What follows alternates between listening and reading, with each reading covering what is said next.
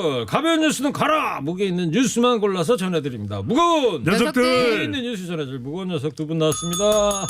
뚱커벨 인사이트계의 배종찬 소장입니다. 안녕하십니까. 시사계 선동영 박연미 기자 등장합니다. 안녕하십니까. 보고 싶었습니다, 여러분. 어서 들어오세요. 뭐 기품이 있습니다. 1400년 전에서 다시 타임머신 타고 오셔가지고. 제가 안티에이징에 좀 신경 썼어요. 네. 짱짱합니다, 아직. 예, 좋습니다. 자, 제주도에서요 3억 상당의 팽나무 66그루를 훔쳐 팔려던 조경업자가 구속이 됐다는 거예요. 자, 허리케인 배청천 네. 작두 내려가세요. 개작두를 데려가라. 네, 좋습니다. 이야. 네. 나무 얘기하는데 뭐 좀 저 신라 시대 때도 나무가 많았겠죠. 경주에. 나무 종류별로 많았죠. 경주에도 지금 가보면 능 옆에 장난 아니거든요. 네. 그렇죠. 설화가 하나 있어요. 네. 신라시대 때 이 장안에 화졌던 설화가 네. 한 진골나무가 네. 이리 오너라 했더니 낮잠을 자고 있던 아웨나무가 아왜 이런 거예요. 네. 감기 걸린 팽나무들이 그걸 듣고 코를 팽팽 풀었는데 그 와중에 옆에 있던 이 쪽나무들은 니들끼리 싸우건 말건 우린 뽀뽀를 하겠다며 쪽. 개작두를 데려가라. 아이 갑자기 노래 생각나네요. 간결하게 해주세요. 까이뽕요 꼬뽕충친. 자, 코너 끝에 방송만 잘 듣고 계시면 금세 맞힐 수 있는 무게 있는 퀴즈 드립니다. 따뜻한 커피 쿠폰도 준비되어 있답니다. 지금부터 두 분이 전해줄 무거운 뉴스 잘 들어보시기 바랍니다.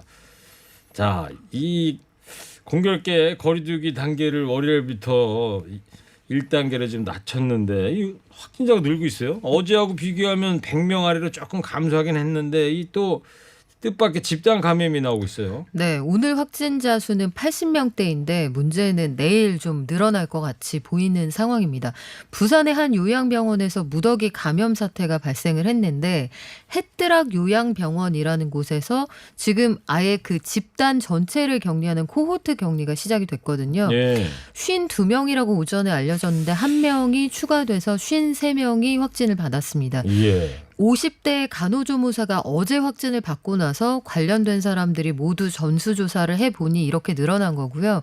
이 중에 한 분은 안타깝게도 이미 사망하신 것으로 알려져 있는데 여기에서 확진이 막 늘어날 경우에는 혹여 뭐 면회가 있었다거나 그 외부인과의 접촉이 있었을 수 있잖아요. 네. 그래서 그쪽으로도 확진 사태가 더 확산될 수 있다는 우려가 나오는 상황입니다. 아직 저 오늘 통계는 지금 박 기자가 얘기한 숫자가 반영이 안 된 거죠? 포함이 안 됐습니다. 예, 내일 그러면 확진자가 오늘보다 또 늘어날까 봐 걱정되네요. 그러니까 오늘은 이제 100명 이하였는데 며칠 전에도 경북 상주의 뭐 집단 수련회도 말씀을 드렸는데 이렇게 이제 많은 사람들이 모인 장소에서 확진자가 늘어나면 더 늘어날 수도 있거든요. 오늘 이제 집계에는 포함이 안 됐습니다. 그렇지만 이제 부산 요양병원 이 53명이 확진됐는데 포함되면 내일 확진자는 또 다른 지역도 있기 때문에 지역 감염 늘어나고 있고 100명이 넘게 되는 것 아니냐 이런 우려가 나오고 있습니다. 네, 그렇군요.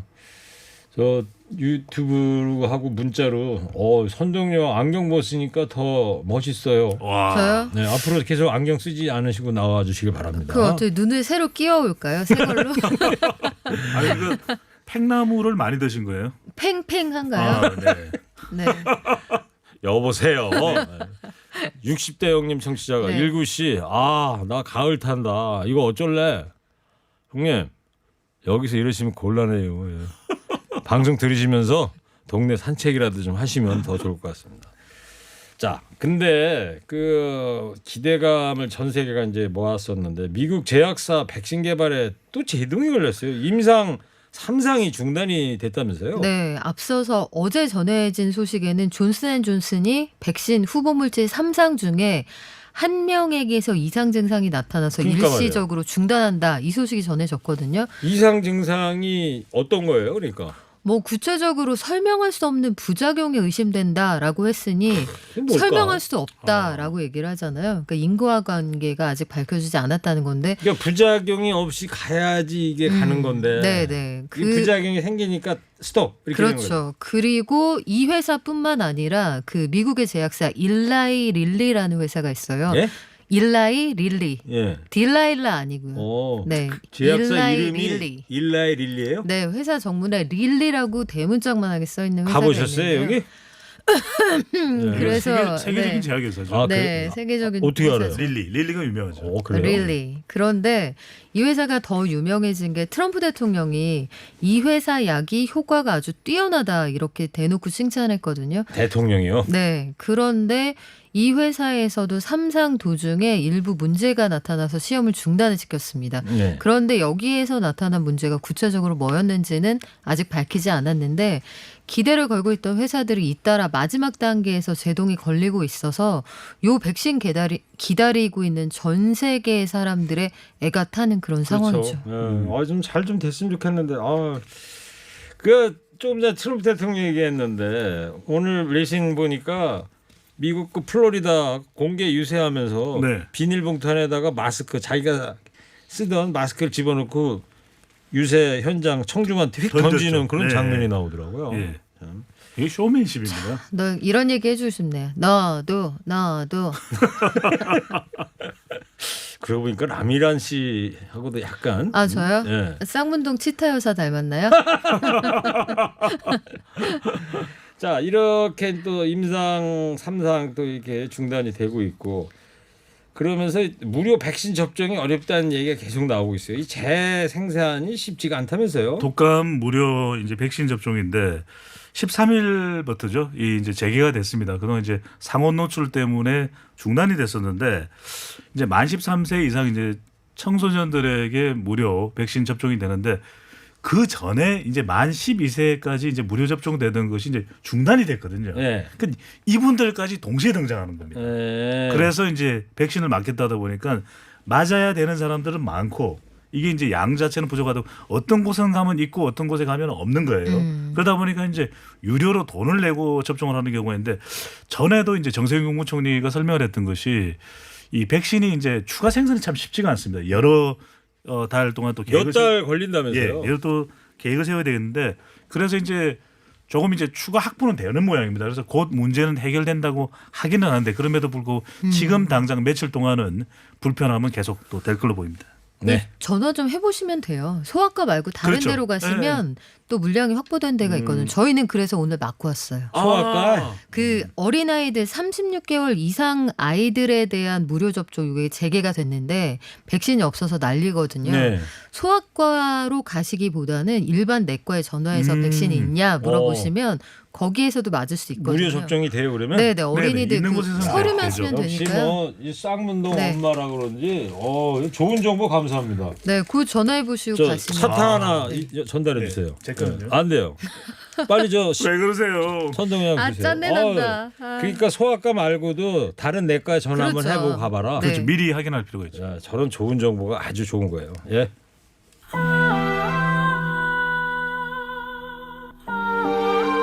미국의 지금 대선 얼마 안 남았는데 538라는 여론조사 업체가 있대요. 네이트 실버.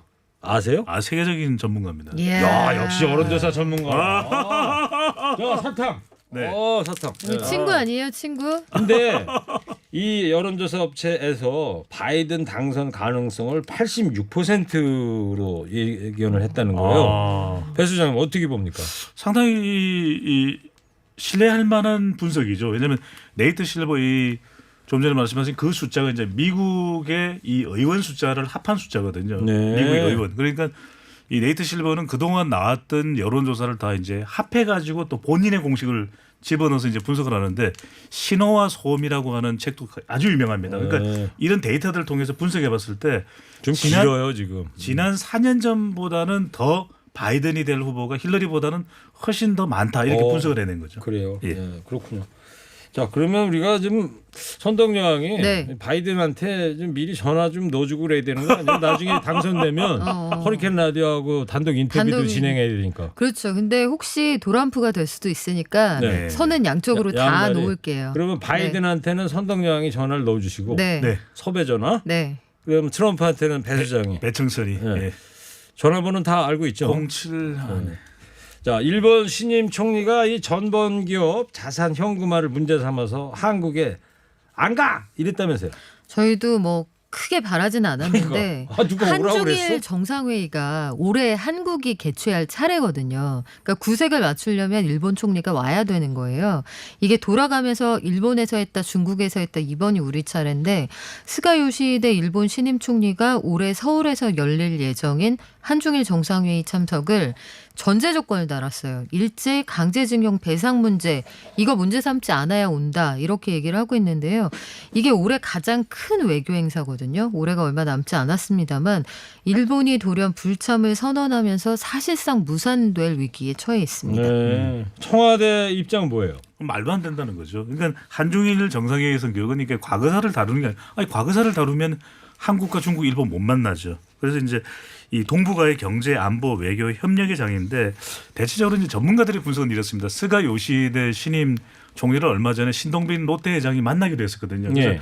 관계가 개선되나 했더니 일본 내부에서 좀 신임 총리가 이제 조직 장악을 위해서 한국 때리기를 처음부터 전개하는 것 아니냐 이런 이야기가 나오는데 그럼에도 불구하고 이렇게 하면 안 되죠. 네. 그 베를린 그 평화의 소녀상 얘기도 좀 해보자고요. 소녀상이 설치되어 있는 구청장이 철거를 막았다면서요? 이게 그러니까 정확하게 말씀을 드리면 원래는 철거 명령을 이 구청장이 내렸어요. 이름이 슈테판 본 나솔? 이름이 어려운데 밑에 구청장 이름. 구청장, 네, 예. 미테구 구청장. 이제 뭐 구청장이 우리 저 마포구청장 할 때 마포구청장 밑에구다 뭐 이런 이런 얘기죠. 구청장이죠. 근데 이 미테라는 지역의 구청장이 철거 명령을 했다가 요걸 철회를 했어요. 왜냐하면 가처분 신청이 법원에 접수가 됐기 때문인데요. 철거를 중지해달라는 가처분 신청을 현지에 있는 시민단체들 또 뭐 한인단체들이 함께 냈습니다. 그 독일의 집권 연립정당을 그 참여하고 있는 사민당하고 녹색당에서도 철거시키지 말라는 성명이 나왔거든요. 네. 이게 일본 정부가 전방위적으로 압박을 넣었다는 걸 미테구청장도 밝혔고요. 이에 대해서 독일 뭐 정가에서도 상당한 우려를 표명하고 있는데 우리 쪽 전략은 이렇습니다. 이게 한일 간의 국소적인 지역 감정 문제가 아니라 보편적 인권의 문제다 해서 법원이 만약에 가처분 신청을 받아들이게 된다 하면 어쨌든 심리 끝나서 그 심사를 하는 기간 동안은 철거를 면하게 되는 거죠. 네. 소녀상, 평화의 소녀상. 중요합니다. 평화의 중요합니까? 소녀상. 네네 밑줄 쳐야 돼요. 굉장히 밑줄 쳐야 돼요? 밑줄 쳐야 돼요. 평화가 무서운지 소녀가 무서운지 모르겠지만 평화의 소녀상을 자꾸 철거하라고 하네요. 네. 별은 몇 개 달아요? 별은 5조 5억 개 달아야죠. 왜요? 5조 5억 개. 제가 생각할 수 있는 제일 큰 숫자예요. 네, 알겠습니다. 네, 저는 허리케인 라디오 앵커 DJ 최일구고요. 인사이트 K 뚱커벨 배종찬 소장, 시사계 선동영 박연미 기자 함께하겠습니다. 국민의당은 라인펀드 옵티머스 자산운용권으로 국면 전환을 노리고 있는데 수사가 어떻게 진행되고 있습니까? 일단은 지금 그 옵티머스 자산운용 대표한테 돈을 받고 금융계와 정관계 인사를 연결해 준 것으로 의심을 받고 있는 윤 전 금감원 국장에 대해서 조사가 이뤄지고 있어요. 예. 어제 중앙지검으로 불러서 피의자 심정적인 단서는 아직까지 나온 게 없습니다. 네. 그 내부 문건에 대해서는 진위 논란이 여전히 있는 상황이고 해서 수사가 속도를 막 내고 있는 그런 상황은 아닌 것 같은데 네. 어쨌든 검찰은 지금 수사를 열심히 하겠다 이런 입장이고요. 문재인 대통령도 방송 시작한 직후에 청와대가 한 점 의혹 없이 적극적으로 수사에 협조하라 이런 명령을 내렸습니다. 네, 그렇게 해야죠. 예. 여당에서는 연루자가 밝혀지면 당연히 당사자도 책임질 거다 이런 얘기가 나오지 않았어요? 양양자 이제 최고위원이 오늘 최고위원 회의에서 한 발언인데 양양자 최고위원이 이제 삼성 임원 출신이거든요. 그만큼 이제 경제 관련 분야에 이해도가 높다고 하시는데 이게 굉장히 복잡합니다. 라임과 옵티미스 사태가. 그런데 이제 지금 계속해서 의혹만 제기되고 있는데 양 최고위원의 발언은 문제가 있다면 그리고 그 비리가 사실이라면 철저하게 또 조사는 돼야 되고 처벌을 받을 수도 있는 것이다. 성역은 없애야 된다라는 문재인 대통령의 발언과 부합되는 그런 의견을 제시한 것이죠. 국민의힘은 이 사안을 좀 권력형 게이트로 키워보고 싶다 이런 심산인 것 같습니다. 그렇죠. 상황이 좀 지지부진하거든요. 최근 전국에서 여론을 주도하지 못하고 있다고 봤는데 이 문건의 존재가 보도된 이후에 연일 공세를 펴고 있거든요. 주호영 국민의힘 원내대표가 그래서 이낙연 민주당 대표나 뭐 김태년 원내대표의 생각과 전혀 다르게 이낙연, 이재명 이런 분들의 성함이 언급이 되니까 마구마구 나와. 그렇죠. 이름이. 예. 이른바 여권의 잠룡들의 이름이 거론이 되니 네. 이 사이즈가 상당히 커질 수 있다. 권력형 게이트로 끌고 가면 여론을 우리 편으로 끌고 올 수 있다. 이렇게 판단하고 있는 건데 네. 이게 또 어떻게 수사 결과가 나오느냐에 따라서 상당히 달라질 수 있겠죠. 그렇죠. 네. 국민의힘 당내 사정도 좀 복잡해 보입니다. 국민의힘 경선 준비가 출범하자 후보군의 커밍아웃과 이런저런 불만이 터져나오고 있다고요. 네, 우리 코너에서도 이제 말씀드렸는데 내년 4월 7일이 서울시장, 부산시장 보궐선거인데 아 날짜도 정해진 거예요 네, 지금? 4월 7일입니다. 4월 7일인데 무슨 요일이에요? 수요일이에요 그러면?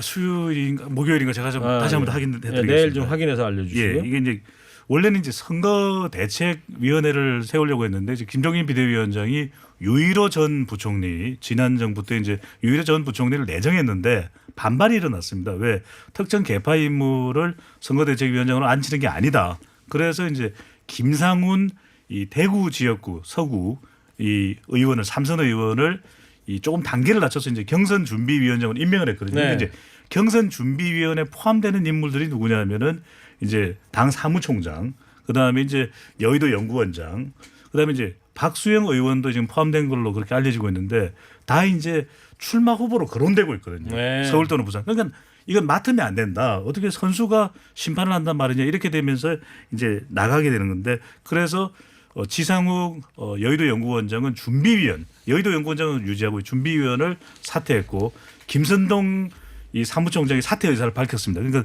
서울시장 후보로 나갈 가능성이 상당히 높다. 또 그런데 아주 민감한 발언을 두 가지 했습니다. 이 김종인 리더십은 아무런 문제가 없다는 이야기를 또 김상훈 경선 준비위원장이 했고 또 하나 안철수 국민의당 대표하고 관련된 발언을 했는데 국민의힘과 안철수 대표가 힘을 합하면 좋겠다. 그래서 만약에 이 내년 보궐선거에 연대 또는 단일 후보로 참여하게 되면 조금 더 기회를 줄 수도 있다. 이런 네. 발언을 했습니다. 알겠습니다. 지금 김경림 PD가 그랬는데 내년 보궐선거가 4월 7일 수요일이죠. 수요일이 네. 되네. 수요일. 예. 자, 청취자 미소선님께서 간결하게 좀 해주세요. 네. 저희만 간결하게 하라고 그런 게 아니라 이제 청취자분들도 간결. 길게 하면 안 돼. 예. 네. 자, 이제 방송만 잘 듣고 계셨으면 금세 맞힐 수 있는 무게 있는 퀴즈 드릴게요. 독일 베를린 도심에 설치된 이 상징물, 일본의 총력전으로 결국 철거 명령을 끌어낸 바 있는데요. 이 상징물이 있는 구의 구청장이 소녀상과 관련된 역사를 배웠다. 철거를 미루고 해결책을 찾자 이렇게 선언했죠. 일본군 위안부 피해자들을 기리는 상징물, 이게 뭘까요? 뚱커벨 힌트 주세요. 선택 박연미 기자님 네. 정말 보편적 인권이 너무나도 중요하다. 네. 일본이 해도 너무한다. 5조 5천억 개의 이 별을 달았던 평화와 관련된 거죠. 그렇죠. 그리고 네. 인류 보편에 같이 평화로운 세상을 이끌어 가자는 것. 네. 소년은 아니죠. 소녀들의 인권을 지키자는 것. 두 가지 의미를 담고 있는데 역 글자죠 전부? 5글자예요. 근데 일본 뭐가 무서운 여섯 글자. 여섯 글자. 네. 평화의 손. 그렇구나. 6글자구나. TBS 앱 50원 1회 문자 샵 0951로 정답 보내주십시오. 선물 준비되어 있습니다.